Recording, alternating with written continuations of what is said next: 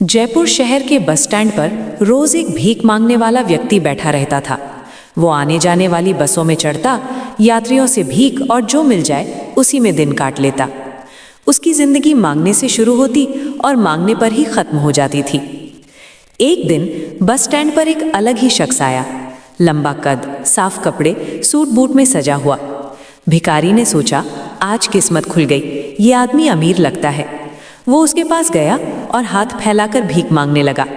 वो व्यक्ति रुक गया, भिखारी को देखा और शांत आवाज में बोला, तुम हमेशा मांगते ही रहते हो, क्या कभी किसी को कुछ देते भी हो? भिखारी थोड़ा घबरा गया, बोला, साहब मैं तो भिखारी हूँ, मेरे पास देने को है ही क्या? वो व्यक्ति मुस्कुराया और बोला, अगर देने को कुछ नहीं है तो मांगने का हक भी नहीं बनता। मैं लेन देन में विश्वास करता हूँ, क्योंकि मैं एक व्यापारी हूँ। कुछ दोगे तभी कुछ पाओगे। इतना कहकर वो व्यक्ति बस में बैठा और चला गया। उस दिन भिखारी की नींद उड़ गई। वो सोचता रहा, शायद मुझे ज्यादा इसलिए नहीं मिलता क्योंकि मैं बदले में किसी को कुछ देता ही नहीं हूँ। लेकिन सवाल वही था, मैं दूं तो दूं क्या? मैं खुद खाली हाथ हूँ। 2 दिन बीत गए। तीसरे दिन वो बस स्टैंड के पास बैठा था। तभी उसकी नज़र सड़क किनारे लगे पौधों पर पड़ी। उन पर खूबसूरत फूल खिले थे। उसके चेहरे पर हल्की मुस्कान आई। उसने सोचा कि मैं पैसे तो नहीं दे सकता, लेकिन फूल तो दे सकता हूँ। उस दिन से जब भी कोई उसे कुछ देता, वो बदले में एक फूल दे देता। लोग हैरान होते, फिर मुस्कुराते और फूल संभाल कर रख लेते।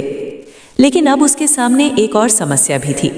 जब तक उसके पास फूल होते, लोग देते रहते, और जैसे ही फूल खत्म होते, लोग भी आगे बढ़ जाते। अब उसे समझ आने लगा, लोग उसे भीख नहीं दे रहे थे, वे फूल ले रहे थे। कुछ समय बाद एक दिन बस में चढ़ते हुए उसकी नज़र उसी सूट बूट वाले व्यक्ति पर पड़ी।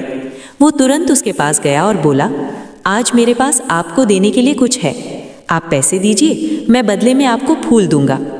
उस व्यक्ति ने पैसे दिए और फूल ले लिए। वो व्यक्ति मुस्कुराकर बोला, अब तुम भिखारी नहीं रहे, तुमने व्यापार समझ लिया है। ये छोटा सा वाक्य उस व्यक्ति की जिंदगी बदल गया।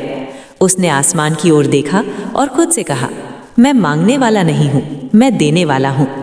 6 महीने बाद उसी बस स्टैंड पर 2 सूट बूट पहने लोग मिले। एक ने हाथ मिलाते हुए पूछा, पहचाना मुझे? दूसरा बोला, नहीं।